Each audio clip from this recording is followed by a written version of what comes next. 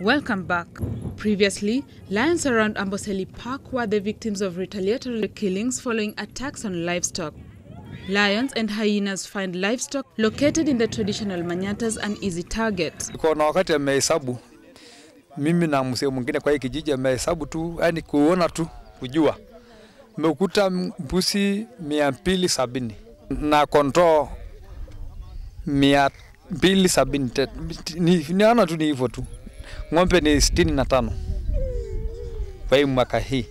John Maring, the chairman of the Predator Consolation Fund Ongolulu Ranch, says the construction of fences will help reduce the conflict. Wanajenga boma sasa, imepeleka hiyo ups and down ya simba na watu.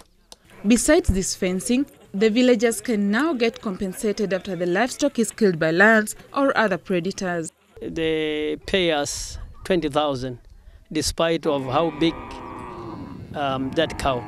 When it is small, ni 20. When it is big, ni 20. Sheep and goat, generally shoots, we pay 3,000.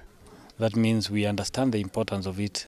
And this consolation scheme is meant to encourage the locals not to kill lions by reporting every case of predation. And once it is verified, then some compensation is given, and that one gives a lifeline to the lions. The new and improved lion-proof boma design, made of 2-meter-high wire fence and solid metal doors, has proven successful in other parts of Kenya, like Laikipia, where the pilot project was first tested. This has brought motivation to construct many more of these fences in predator-prone areas. Last year we had a campaign. It was called the Pride of Kenya campaign, where we used lion sculptures to raise awareness. And when we did the first 5 bombers, we have been able to now go back to the drawing books, look at the lessons we learned from those 5 bombers. And now that's why we have come with this second phase of the project, which we are calling 10 bombers in 10 days. Other than construction of predator-proof bombers, the local community has also been educated on appropriate livestock herding practices so as to reduce the risk of carnivorous predators. Born Free's mission is to fence all bombers in the Amboseli. Kwa hivyo hii ni option mzuri sana ya kuzuia hiyo simba, sababu simba huwa naye akishika ng'ombe hawezi kuona mtu akija kumchoma. The community, Iregi says, has been supportive and has welcomed this initiative. Cases of human-wildlife conflict are not only restricted to Amboseli. We want to do a good job in one place first before we spread. You see, if you spread your efforts all over the country, you probably will do a very bad job. And you probably be wasting a lot of money trying to spread your efforts. But if we concentrate in Amboseli, do a good job here, then we will be able to replicate that in other ecosystems. We are hoping in the next 1 year or so, we'll be moving on to other ecosystems. Once we are sure that we have done a good job here and that we have learned enough lessons to go and take them to other ecosystems. The cost of building one bomber ranges from 150,000 to 200,000 shillings, depending on whether it is mobile or permanent. Human-animal conflicts cuts across all communities living around parks, hence the need for concerted effort through donations to ensure that other parks are also refenced. We also encourage other players because KWS as an organization, we do not have a monopoly on wildlife conservation. We welcome all other supporters and well-wishers to work with us and come up even with newer ways of how to resolve this. We state very clearly that we have to work with others to conserve. We cannot conserve alone.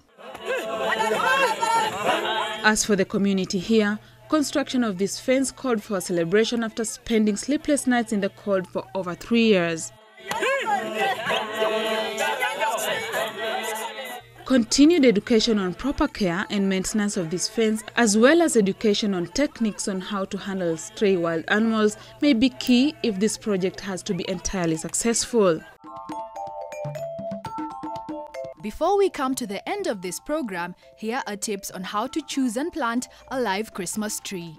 Endeavor to buy a live Christmas tree this year. Even though it will be used indoors as a Christmas tree, it can eventually be planted outdoors as part of your landscape. This is very good for our environment. Unfortunately, many people may find that with the current warm weather, their trees will brown quickly and die. When you shop for a live Christmas tree, insist on healthy, recently dug or container-grown specimens. Be aware of bargain trees. These trees may be leftovers from earlier planting seasons and could be in poor shape by the time the Christmas season ends. Avoid trees with very dry or hard soil, which may indicate they weren't watered properly, or trees with brown or off-color leaves. As soon as you get the tree home, water it immediately. From this point on, until the tree is planted in the garden, it is essential that the soil be kept moist. That's it for today. Thanks for watching Mazingira 24. Mazingira 24 will now air every Saturday at 7:30 p.m. Tune in then. Once again, we appreciate you, our viewer. We would like to highlight your story, be it about environment, agriculture, innovations, or generally from the science world. So do SMS us on 2101 starting with the word Mazingira. Thanks for keeping it here.